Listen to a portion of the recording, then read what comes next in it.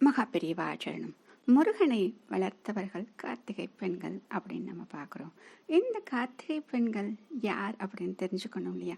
ஏனென்றால் எல்லாவற்றிற்குமே ஒரு காரணம் உண்டு. அவர்கள் ஏதோ ஒரு காரணத்தால் இந்த பிறவியில் இப்படி வந்திருப்பார்கள், இவருக்கு இப்படி ஒரு பிறவி கிடைத்திருக்கும்.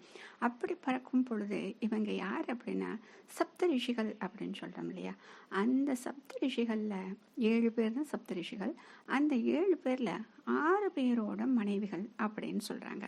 அதாவது அத்திரி முனிவரோட மனைவி அனுசுயா, கஷ்யப முனிவர் அதிதி, ஜமதக்னியின் மனைவி ரேணுகா, கௌதமனின் மனைவி அகல்யா, பரத்வாஜரின் மனைவி சுசீலா, ஆங்கீரஸ் மனைவரின் மனைவி ஸ்வரூபா அப்படின்னு சொல்றாங்க.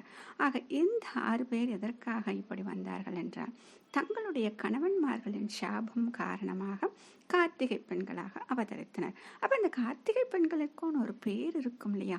என்ன பேர்ல வந்தாங்க அப்படின்னா நிதர்த்தினி, அபரகேந்தி, மேகேந்தி, வர்த்தகேந்தி, அம்பா மற்றும் துலா அப்படிங்கிற இந்த பெயர்ல வர்றாங்க. இவங்க கிட்டதான் முருகனுடைய வளர்க்கும் பொறுப்பை சிவன் ஒப்படைக்கிறார். மகா பெரியவா சரணம்.